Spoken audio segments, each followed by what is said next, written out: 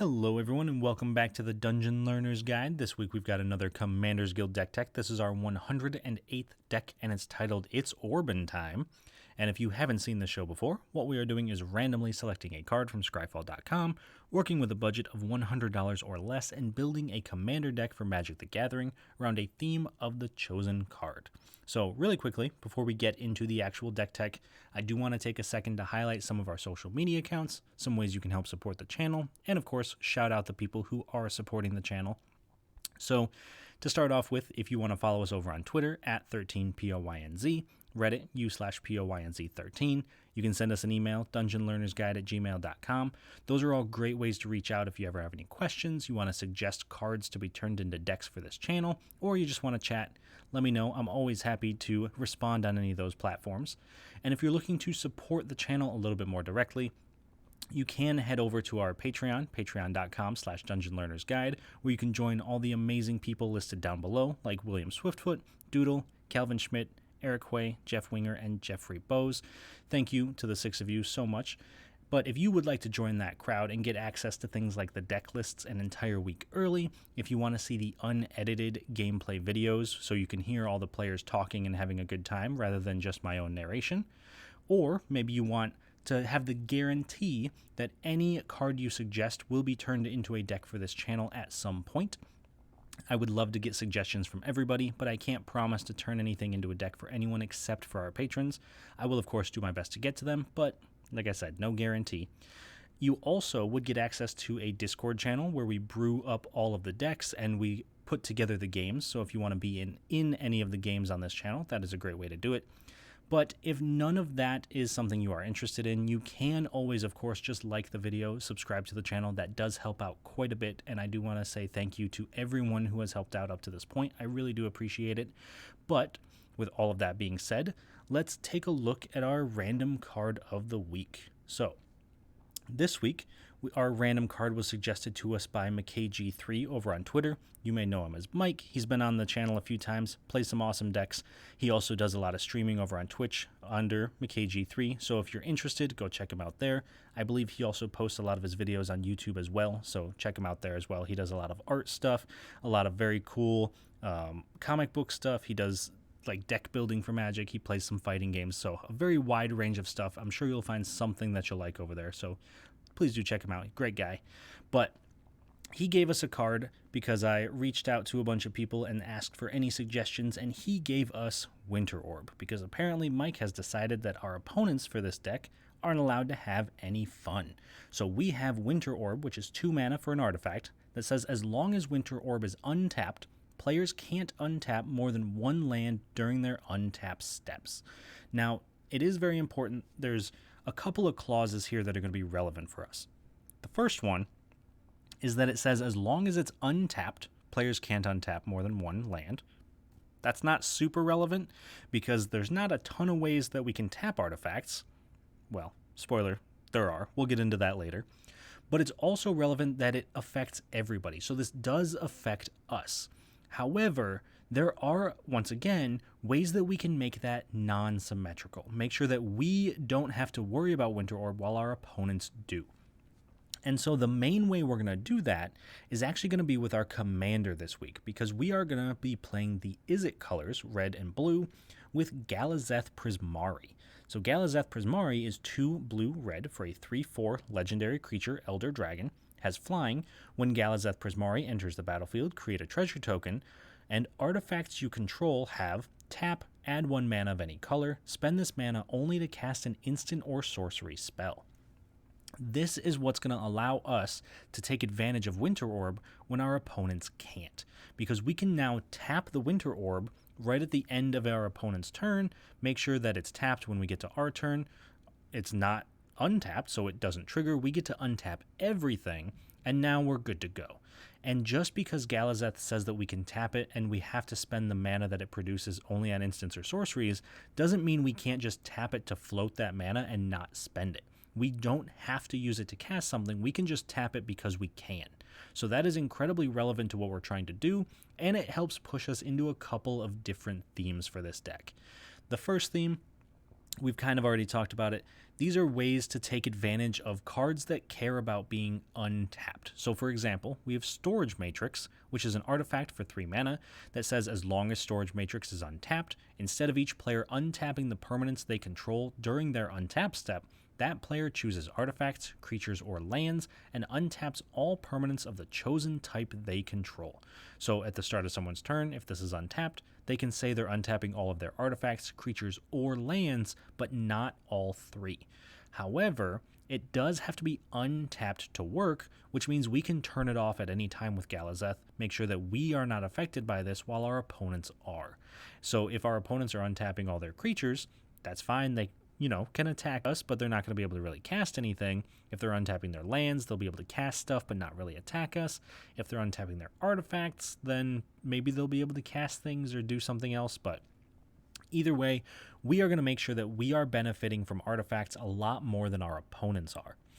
Our second theme, kind of similar, is going to be making treasures. And so we need to make sure that we are not only making treasures so that we just have artifacts, but we're making treasures with spells, because Galazeth wants us to cast a ton of spells with our artifacts. So all we've got to do is play something like Brass's Bounty, which is 6 and a red for a sorcery that says for each land you control, create a treasure token. If we are able to have 7 lands, cast Brass's Bounty, we now have 7 treasures. Those treasures can now also tap for mana of any color to cast instants and sorceries, meaning we effectively just doubled our mana without having to actually sacrifice the treasures to do it. That can be incredibly powerful, especially in the late game, because we're able to kind of pile these treasures on top of each other.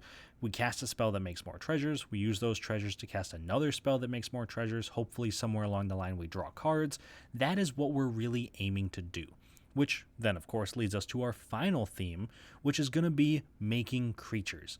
It's great to make a ton of tokens, and it's great to cast a bunch of spells, but we need to make sure that we're actually turning our card draw, turning our treasures, turning our instants and sorceries into creatures. And the way we're going to do that is with things like Third Path Iconoclast, which is a blue and a red for a 2/1 human monk. Whenever you cast a non-creature spell, create a 1/1 colorless soldier artifact creature token. We have a ton of these cards in this deck.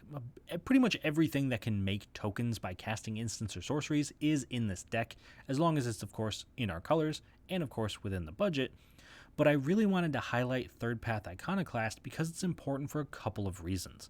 Yes, it's making us creatures, which is incredibly important, but it's making artifact creatures, which means that we can tap those creatures to cast our instants and sorceries with Galazeth. So as long as we are making the creatures, we can use them as being able to attack, being able to defend, or being able to cast our spells. So Third Path Iconoclast really does everything we want it to do, and I think it really brings together all of the themes for this deck. But with all of our themes out of the way, let's take a quick look at some key cards. These are the cards that may be win conditions or maybe value engines, things that help push us to a win. But either way, they're incredibly important to how the deck runs. So the first of our key cards we got to talk about is Trail of Evidence. We want to make sure that we have a constant source of card draw, and we want to make sure that we're making as many artifacts as possible. Trail of Evidence does both of those things, because it is 2 and a blue for an enchantment that says whenever you cast an instant or sorcery spell, investigate. And if we investigate, we make a clue. 1, that's an artifact, that's what we want, but we can also pay 2 and sacrifice the clue to draw a card. That is perfect for what we're trying to do, because now we're generating a ton of clues just by playing our game plan, and if we ever run out of value, we run out of cards, we can start sacrificing the clues to draw the cards and keep the train going. Because if we sacrifice a clue and draw an instant or sorcery, we can cast it and remake the clue. It's also important that the clue does not specifically have to be tapped to be sacrificed. It's just pay 2, sacrifice it, draw a card. So we can tap all the clues, cast something, and then sacrifice them with any mana we have left over. So Trail of Evidence really is an all-star in this deck, and it pulls a lot more weight than you might expect it to. Next up, we have Professional Facebreaker. So most of the artifact tokens that we're going to be making are going to be treasures. We, of course, have ways to make clues or soldiers or things like that, but treasures is really where we want to be focusing. And that is why Professional Facebreaker is here, because Professional Facebreaker is 2 and a red for a 2/3 human warrior. It's got Menace. Whenever one or more creatures you control deal combat damage to a player, create a treasure token, and sacrifice a treasure, exile the top card of your library. You may play that card this turn. Once again, that treasure does not have to be untapped to be sacrificed to the Facebreaker. So if we tap out with everything, float a bunch of mana, we can then sacrifice the treasures, exile that many cards from the top of our library, and then cast them with the mana we just floated with the treasures and Galazeth and so on. So Professional Facebreaker is incredibly good at getting us the cards we need because it is a huge source of card advantage, especially when we've filled up the board with a ton of treasures. And then finally, we got to talk about our last key card. That is Magnus the Red. Magnus the Red is super unique in this deck because it doesn't actually make tokens when we cast instants and sorceries, but it does still make tokens and cares about our tokens. So Magnus the Red is 3 red, blue for a 4/5 legendary creature, Demon Primarch, has flying, and it has instant and sorcery spells you cast cost 1 less to cast for each creature token you control. And whenever Magnus the Red deals combat damage to a player, create a 3/3 red spawn creature token. So all we've got to do is get a couple of our little token creatures into play, and now all of our instants and sorceries are costing a lot less. And if they're costing a lot less, that means we can cast more of them, we can make more clues, we can make more treasures, we can make more creatures, and we can kind of get out of hand very, very quickly. So Magnus the Red is a bit of a win condition because not only is it going to make some creatures, it's going to benefit us from having creatures, which means we can make more creatures, which means we kind of snowball out of control. So those are our 3 key cards for this week. And the next thing we've got to do is take a look at some cool interactions. These are cards that synergize very well together or just work super well together. And sometimes they're just cards that I kind of want to highlight. So the first of these cool interactions is going to be Descent into Avernus and Comet Storm. So Descent into Avernus is 2 and a red for an enchantment. At the beginning of your upkeep, put 2 Descent counters on Descent into Avernus. Then each player creates X treasure tokens, and Descent into Avernus deals X damage to each player, where X is the number of Descent counters on Descent into Avernus. And we're going to pair that up with Comet Storm, which is X red for an instant, multi-kicker 1, choose any target, then choose another target for each time the spell was kicked. Comet Storm deals X damage to each of them. So these are going to pair up probably pretty obviously in the sense that Descent into Avernus is going to be doing damage to our opponents and making us treasures.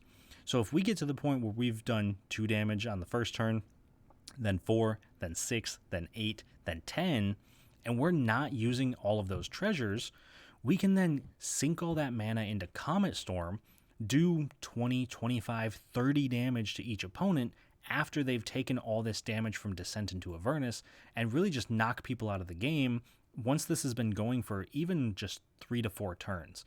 So this can get out of hand very, very quickly, and because of Galazeth, we don't have to spend the treasures to cast the Comet Storm. We can keep the treasures around, so that way, just in case someone has a way to deal with it, then we can find something else to do with all of our mana. So that is cool interaction number 1. And cool interaction number 2 is going to look a little bit different. This one is going to be Academy Manufacturer and Storm Kiln Artist. So Academy Manufacturer, 3 mana for a 1/3 artifact creature assembly worker. If you would create a clue, food, or treasure token, instead create 1 of each.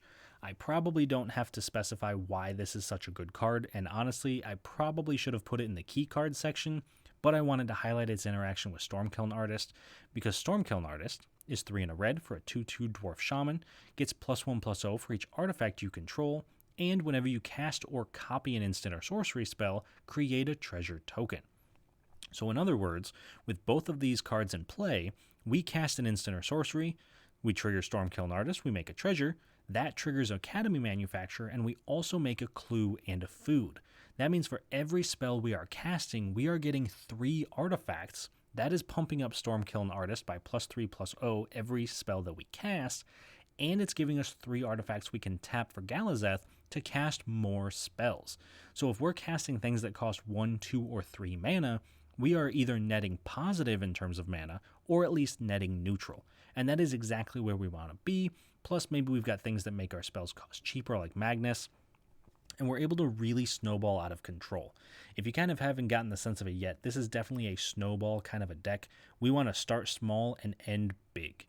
And since we're ending big, let's move on to our final section of this deck tech, which is talking about the price of the deck. So the price of this deck came incredibly close to our budget limit of $100. We actually hit $99.96, so we only had 4 extra cents to play with. And I'm sure it's no surprise to you, though, the most expensive card in our deck this week was our random card. It's Winter Orb. It's $12.17.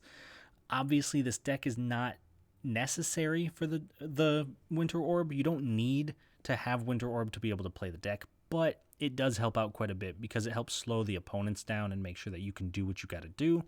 However, if you do need to cut it, it does trim the price down to a little bit under $80, so definitely something to be looking at.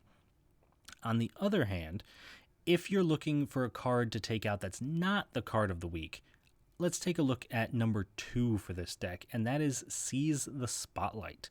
So Seize the Spotlight is 2 and a red for a sorcery. Each opponent chooses Fame or Fortune. For each player who chose Fame, gain control of a creature that player controls until end of turn. Untap those creatures, they gain haste until end of turn. And for each player who chose Fortune, you draw a card and create a treasure token. So Seize the Spotlight, also a very good card. Not necessary, you could cut it if you needed to trim down the price a bit. But if you're looking to draw cards and make treasures, most of the time people won't give you their stuff. They might, you never know. But worst case scenario, you get 3 of your opponent's creatures and you can just kind of do what you need to do with them. You can attack people, you can use them for treasure creation, whatever you got to do. So Seize the Spotlight is a very good card, but like I said earlier with Winter Orb, it's not necessary. You can cut it if you need to. It's just incredibly powerful, which is why it's worth the price tag. However, there are some cards that I was not able to fit into the deck that could be very good, so we're going to talk a little bit about some cards that were out of budget, and we're going to highlight 2 in particular. The first of which is going to be Storm the Vault.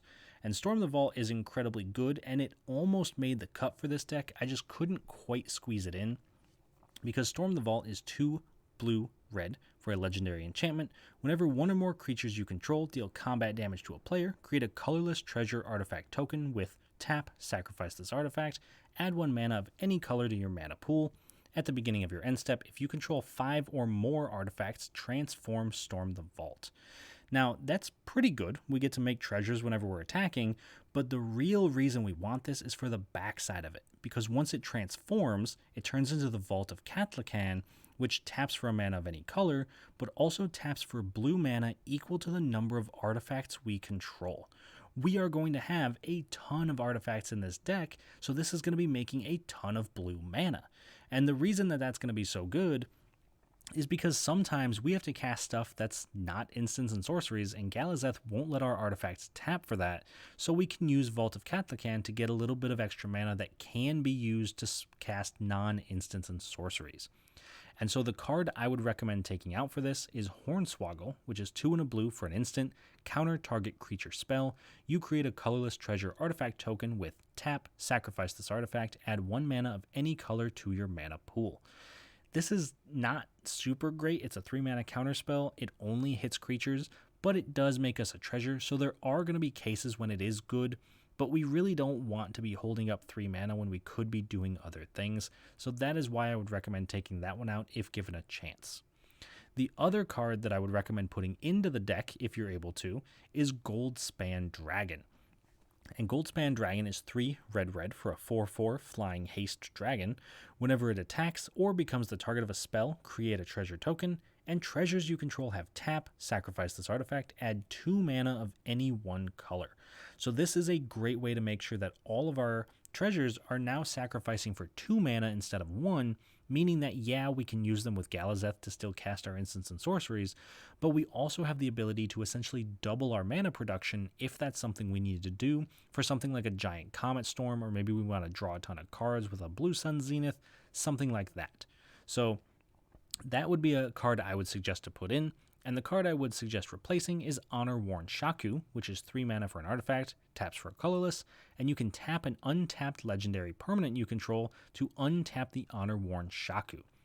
When I first put this in, I thought it was going to be super useful because we would have a ton of legendary permanents, and then we just kind of didn't. So Honor Worn Shaku, for the most part, is just a 3 mana artifact that taps for a colorless, and if we have Galazeth, could untap it, but we really don't have a ton of other legendary permanents. We have a few here and there, but it's not as good as it could be in like a Legendary Matters style deck. So if you're able to swap in Goldspan Dragon, this would be the card I would probably take out for it.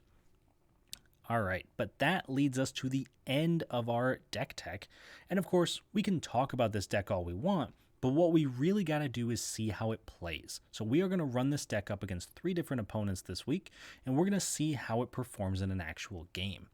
Our opponents, we're going to be playing up against Kinesos, Priest of Thassa, being played by Jason, Nethroi, Apex of Death, being played by Shawn, and Elesh Norn, Mother of Machines, being played by Bilal. So starting off with Kinesos and Jason's deck, this is really just a Sea Serpent deck, so he wants to play a bunch of Krakens, Leviathans, Octopuses, Serpents, and just play a bunch of big, beefy creatures that are kind of hard to block and kind of hard to get through, and just generate a ton of value by also scrying and making sure he knows what's on top of his deck and playing big stuff for free. So this is a remix of a deck that he's had for quite some time. Normally it's had a Rixmathes as the commander, but he switched it up to Kinesos to see how it runs, so I am very excited to see how that works. Next up, we have Shawn and his Nethroi Apex of Death deck. And this is a deck that I have lost to quite a few times in the past. Nethroi is an absolute house of a commander, especially Shawn's build, because it focuses very heavily on sacrificing and aristocrats, so he wants to kill off his own creatures to drain out his opponents and then bring them back and do it again. So there's a lot of in and out of the battlefield and in and out of the graveyard type of shenanigans. So very excited to see that. I'm interested to see how our instants and sorceries stack up against it. And then finally, we have Bilal playing Elesh Norn, Mother of Machines. This is the newest one, so if a permanent entering the battlefield causes a triggered ability of a permanent he controls, it triggers twice. If his opponents do it, that ability just doesn't trigger. I don't think this is going to affect us too much. Most of our stuff triggers on cast, not on enter the battlefield. It does shut down Galazeth making a treasure, but I don't know how much we really care about that. So hopefully, whatever it's doing for his side of the board isn't too much, because I'm hoping it kind of just shuts down our opponents and we can kind of sneak in underneath it with all of our instants and sorceries and tokens. But we will see how it goes. I hope you all enjoy this game. I know that I certainly will, and I will talk to you all once it's done. At the start of the game, I go first, followed by Jason, Shawn, and then Bilal. On my first turn, I play a Shivan Reef. Jason plays a Temple of Mystery, scrying 1. Shawn plays a Krosan Verge. Bilal plays a Myriad Landscape. I play a Mountain and then cast Howling Mine, letting each player draw an additional card in their upkeep. In Jason's upkeep, he draws an additional card, then plays a Forest and casts his commander Kinesos, Priest of Thassa, letting him scry an additional card whenever he scries, and also pay 4 mana to look at the top card of his library, putting it into play if it's a Kraken, Leviathan, Octopus, or Serpent. In Shawn's upkeep, he draws an additional card, plays a Swamp, and casts Undead Butler, milling himself for 3. In Bilal's upkeep, he draws an additional card, plays a Plains, and then casts a Mask of Memory.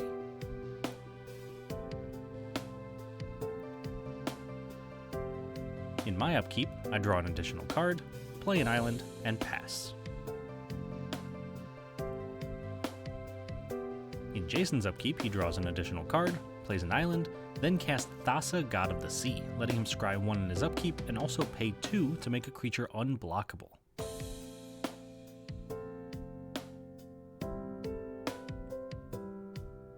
In Shawn's upkeep, he draws an additional card, then plays a Temple of Silence, scrying 1, and also casts a Talisman of Hierarchy.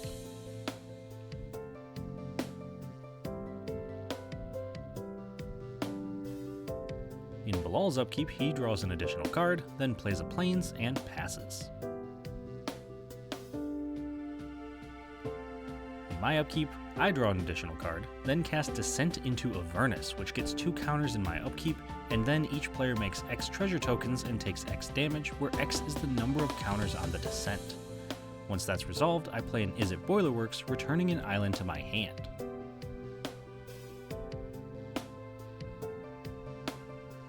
In Jason's upkeep, he scries 2 and then draws an additional card. After that, he plays a Reliquary Tower, gaining no maximum hand size, and also casts Cultivate, searching his library for 2 basic lands, putting one into play tapped and the other into his hand.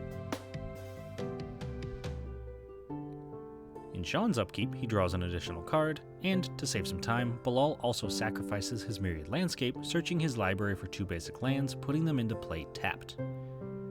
Then, Shawn plays a Scoured Barrens, gaining a life, and casts Smothering Tithe, letting him make a treasure token whenever an opponent draws a card unless that opponent pays 2 mana.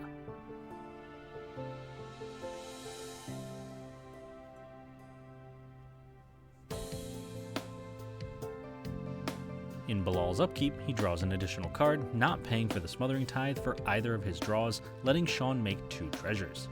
Then he casts an Altar of the Brood, milling each opponent for 1 whenever a permanent enters under his control. Then he plays a Rogue's Passage, milling each opponent for 1, and casts Oblivion Ring, exiling Smothering Tithe until it leaves play, and also milling each opponent for another 1.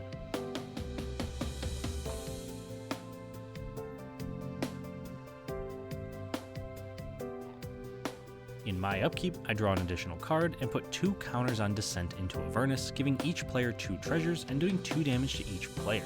This also triggers Bilal's Altar, milling each of his opponents for 2. Then I play an island and cast my commander Galazeth Prismari, making a treasure when he enters, and also letting me tap my artifacts to cast any instants and sorceries. In Jason's upkeep, he scries 2, then draws an additional card, and casts Tatiova Benthic Druid, letting him gain a life and draw a card whenever he plays a land, which he does, playing a Tide Channel Pathway.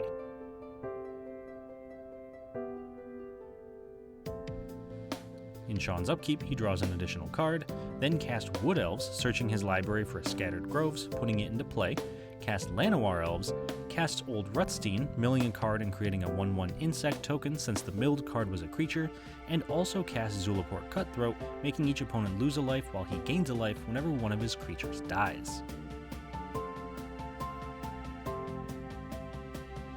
In Bilal's upkeep, he draws an additional card, then casts his commander Elish Norn, Mother of Machines, doubling any of his Enter the Battlefield effects while preventing his opponents from triggering any. However, in response, I cast Hornswoggle, countering Elish Norn and creating a treasure token. In response to that, Bilal cast Path to Exile, exiling Galazeth but letting me search my library for a basic land, putting it into play tapped. Then Bilal plays a Plains, milling each opponent for 1, and also casts a Maze Mind Tome, making each opponent mill another 1.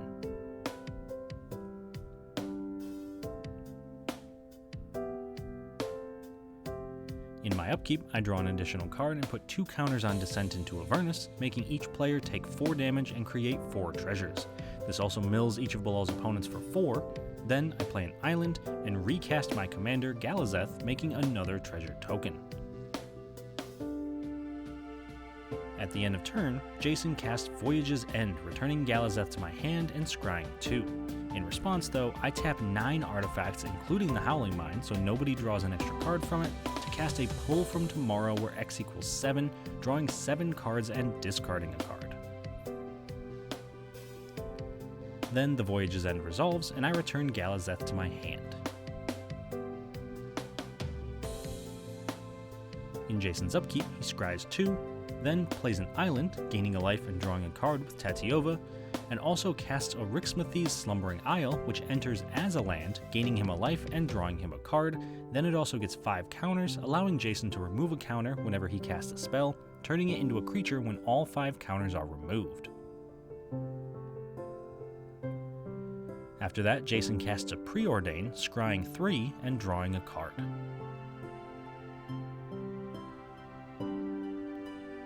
In Shawn's upkeep, he mills a creature with Old Rutstein, making another insect token, then cast Vindictive Vampire, making each opponent lose a life while he gains a life whenever one of his creatures dies. He also casts Stinkweed Imp, and cast Pattern of Rebirth, enchanting Wood Elves, letting him search his library for a creature and putting it into play when the Wood Elves dies. At the end of turn, Bilal activates Mazemind Tome, scrying 1.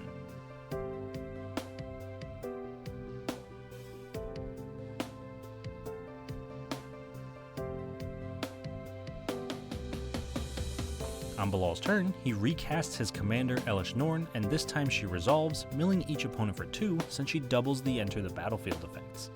In response, Jason activates Kinesos, putting the top card of his library into play, which is Reservoir Kraken. In my upkeep, I draw an additional card since Howling Mine untaps, and I put 2 more counters on Descent, doing 6 damage to each player, letting each player make 6 treasures. Unfortunately, this does mill each of Bilal's opponents for 12 as well. Then I play a mountain and recast Galazeth, not making a treasure because of Elish Norn, cast Dika, Fractal Theorist, letting me make a 0/0 fractal token whenever I cast an instant or sorcery, then put X +1/+1 counters on it where X is the spell's mana value. I also cast Inspired Tinkering, tapping the Howling Mine again, making 3 more treasures, exiling the top 3 cards of my library and being able to play them until the end of my next turn, also making a 5/5 fractal.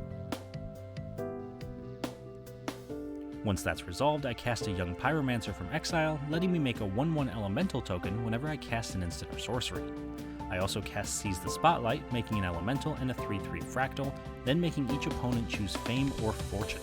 For each opponent who chooses Fame, I gain control of a creature they control until the end of turn, giving it haste, and for each opponent who chooses Fortune, I make a treasure and draw a card. Once that's resolved, Jason and Shawn both choose Fame while Bilal chooses Fortune, letting me draw a card, make a treasure, and gain control of Reservoir Kraken and Wood Elves. When I move to combat, Jason taps Kinesos to tap the Reservoir Kraken, making me a 1/1 fish token that can't be blocked. I then attack Shawn for 1 with his own Wood Elves, and second main phase, cast Magma Opus. This makes me an 8/8 fractal, a 1/1 elemental, a 4/4 elemental, draws me 2 cards, taps 2 of Bilal's treasures, does 3 damage to Tatiova and 1 damage to the Wood Elves, killing them both. Notably, this triggers Pattern of Rebirth, letting me search my library for a creature and put it into play, since I'm currently the one who controls the Wood Elves. In response, Bilal activates Mazemind Tome to draw a card, then the Pattern of Rebirth lets me put Third Path Iconoclast into play, which creates a 1/1 artifact soldier token whenever I cast a non-creature spell. Second main phase, I cast Dramatic Reversal, untapping all of my non-land permanents, making a 2/2 fractal, a 1/1 soldier, and a 1/1 elemental. After that, I cast Docent of Perfection, letting me make a 1/1 wizard token whenever I cast an instant or sorcery, and transforming it when I control 3 wizards. In Jason's upkeep, he scries 2 and draws an additional card since Howling Mine is untapped, then plays a Bonder's Enclave and passes. In Shawn's upkeep, he draws an additional card and mills a creature, creating another 1/1 insect token. Then he plays a Blossoming Sands, gaining a life, and casts Luminous Broodmoth, which returns any of his creatures without flying to the battlefield with a flying counter on them when they die.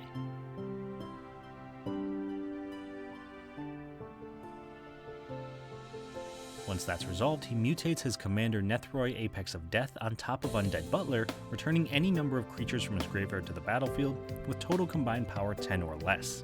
In response, Jason overloads Cyclonic Rift, returning all non-land permanents his opponents control to their owner's hand. In response to that, Bilal casts a Glorious Protector, exiling Elish Norn when it enters play and returning it to the battlefield when the Protector leaves, and milling each opponent for 2. I also decide to respond, tapping 14 artifacts to cast Blue Sun Zenith for X = 11, drawing 11 cards and shuffling the Zenith back into my library. I also make an elemental, a wizard, a soldier, and a 14/14 fractal. Still trying to find an answer, I cast Brainstorm, drawing 3, putting 2 cards back on top of my library, making an elemental, soldier, a wizard, and a 1/1 fractal. Unfortunately, I can't find an answer, so the rift resolves, returning all of Jason's opponents' non-land permanents to their owner's hands, only leaving behind Bilal's Elish Norn and Shawn's Smothering Tithe and Nethroi now that it can finally resolve.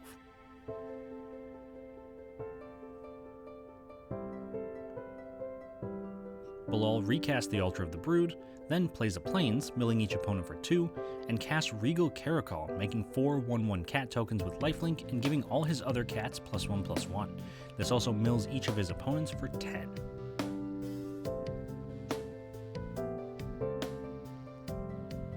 On my turn, I play a Reliquary Tower, gaining no maximum hand size, then cast a Blasphemous Act, doing 13 damage to all creatures and wiping the board. In response, though, Bilal casts Blacksmith's Skill, giving Elish Norn hexproof and indestructible until end of turn, letting her survive the damage. Once that's resolved, I cast a Soul Ring, followed up by casting an Izzet Signet.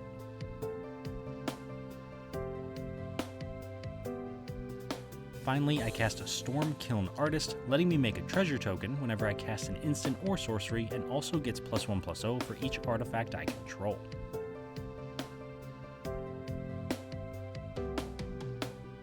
In Jason's upkeep, he scries 1, then plays a Hinterland Harbor, and recasts his commander Kinesos. After that, he casts a Storm Surge Kraken, and since he also controls his commander, it gets +2/+2 and draws him 2 cards when it's blocked. Finally, he casts Reason, scrying 4.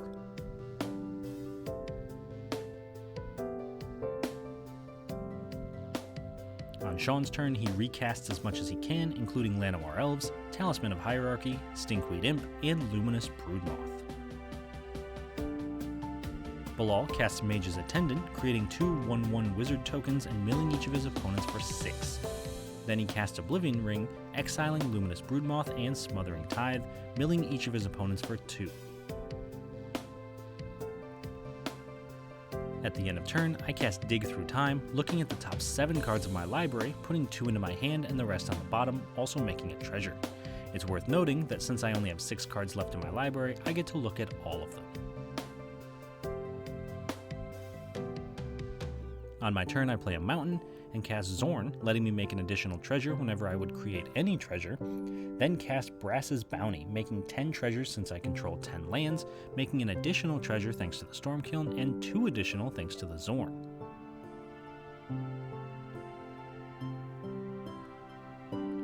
After that's resolved, I cast Reckless Endeavor, rolling 2d12, making treasure tokens equal to the result of 1, and doing damage to each creature equal to the result of the other. This also triggers the Stormkiln Artist, making me 2 treasures on cast. Then the spell resolves, and I roll a 12 and a 9, making 12 treasures and doing 9 damage to each creature, wiping the board again. Once that's resolved, I recast Docent of Perfection, followed up by recasting Galazeth, making another treasure, and recasting Third Path Iconoclast, and finally recasting Dika Fractal Theorist.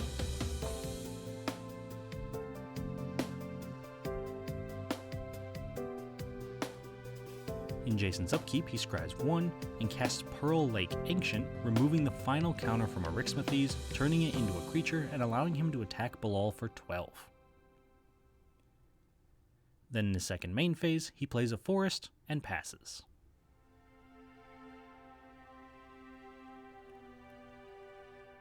On Shawn's turn, he cast Izoni Thousand-Eyed, making 24 insect tokens since he has 24 creatures in his graveyard, and then also recast Zulaport Cutthroat. Bilal casts Mazemind Tome, milling each of his opponents for 1, then Plane Cycles Angel of the Ruins, searching his library for a Plains and putting it into his hand. Then he plays the Plains, milling everyone for another 1. Finally, he casts Vexillus Praetor, giving his commander protection from everything while it's in play. Since I only have 1 card left in my library, I can't let that resolve or I'll lose to milling, so I counter it with Spell Swindle, making 4 treasures since the spell's mana value was 4. I also make a wizard, a soldier, and a 5/5 fractal. Then at the end of turn, I cast Blue Sun Zenith for X = 0, drawing no cards but shuffling it back into my library, giving myself a 50-50 chance of drawing it again on my upcoming turn. This also gives me yet another wizard. It transforms the Docent, since I now have 3, giving all my wizards +2/+1 in flying, while I also make another soldier and a 3/3 fractal. On my turn, I play a Desert of the Fervent and cast Saheeli Sublime Artificer, letting me make a 1/1 servo token whenever I cast a non-creature spell. This also triggers the Iconoclast, making me another soldier. Then I recast Descent into Avernus, making a Servo and a Soldier, and also recast Young Pyromancer, followed up by casting Honor-Worn Shaku, making a Servo and a Soldier. Finally, I activate Dika's ability, making my 5/5 Fractal unblockable, and this allows me to attack Shawn for 20 total damage and Bilal for 12.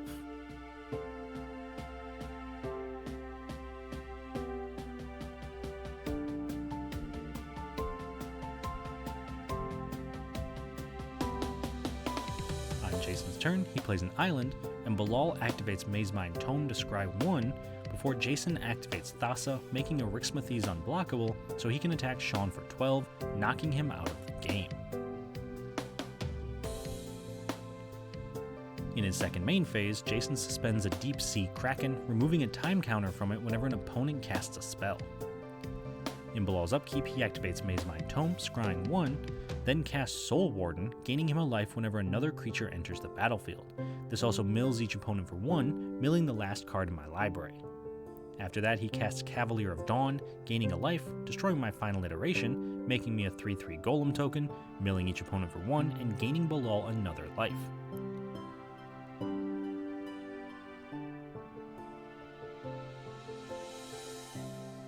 At the end of turn, I cast Blue Sun Zenith for X = 0, once again drawing no cards, but shuffling it back to my library.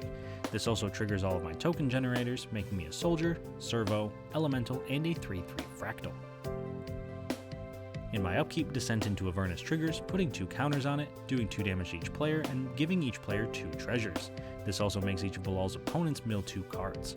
Determined not to lose my Blue Sun Zenith, I cast Fact or Fiction in response, making a Soldier, Servo, Elemental, and a 4/4 Fractal, revealing the top 5 cards in my library, but in this case it's just the one, letting Jason split them into 2 piles, picking 1 to go to my hand, which I obviously choose the Blue Sun Zenith, letting me, once the mill has resolved, to cast it for X = 0 again, putting it back into my deck and drawing it for turn, making another Soldier, Servo, Elemental, and 3/3 Fractal.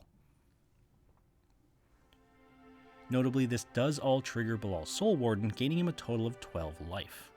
However, it doesn't stop me from going to combat and attacking Bilal with my entire board for a total of 33 damage, and although he blocks as much as he can, even killing my Young Pyromancer and a 3/3 Fractal on the way out, he still takes more than enough damage, getting knocked out of the game. In Jason's upkeep, he scries 1 and removes a time counter from the Kraken, then plays an island and recasts his commander Kinesos. This turns Thassa into a creature, allowing Jason to pay 6 total mana to make his entire board unblockable, hitting me for a total of 23 damage. Unfortunately, on my turn, I have to trigger the Descent into Avernus, doing 4 damage to each player, which is enough to knock me out, winning Jason the game.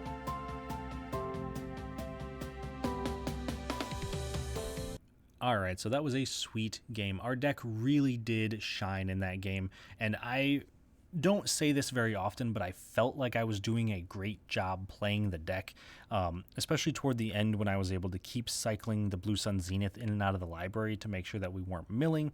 Felt like I was making a lot of good decisions. That was the secret competitive side that comes out, I suppose, sometimes. But unfortunately, I did make a mistake in playing the Descent into Avernus again because it did wind up killing us. Jason did not have enough power on board to kill us if we hadn't played the Descent into Avernus, and we very easily could have hit him back for more than lethal. So definitely a mistake on my part, but a very fun game nonetheless. I think everyone's deck really got the chance to shine. Jason played just a bunch of Krakens and just kind of started knocking people out, especially with Thassa. I think Thassa was definitely the MVP for him and helped win him this game because it made everything unblockable. Shawn also did very well. He actually wound up having to die to Erixmathes because if he had untapped on his turn, he had 24 insects in play. He could have escaped a Woe Strider from his graveyard, sacrificed them all, done 24 damage to each opponent, sacrificed Izoni, brought her back with the Luminous Broodmoth, made 24 more insects, sacrificed all of them, done 24 more damage to everybody. So he was super, super close to winning the game, which is why Jason took him out at the end. And then Bilal really never presented too much of a threat to anybody except for me, which was kind of odd. He was able to actually pretty much mill us out in mono white, and the only reason we didn't mill out is because of that Blue Sun Zenith. So it was very cool to see Elish Norn kind of work, I wasn't quite sure what to expect, but being able to double up on stuff like Oblivion Ring and the Ultra of the Brood was very, very cool, so I was very impressed with all of that. I don't necessarily know if I want to play against Elish Norn again, but at least this time we didn't get hindered too much. So I hope you all enjoyed the game. Like I said earlier, I certainly did. So I hope you enjoyed it. Hope you like the video. Subscribe to the channel. If you have any suggestions, please let me know down in the comments, and I will talk to you all on the other side of the Dungeon Learner's Guide.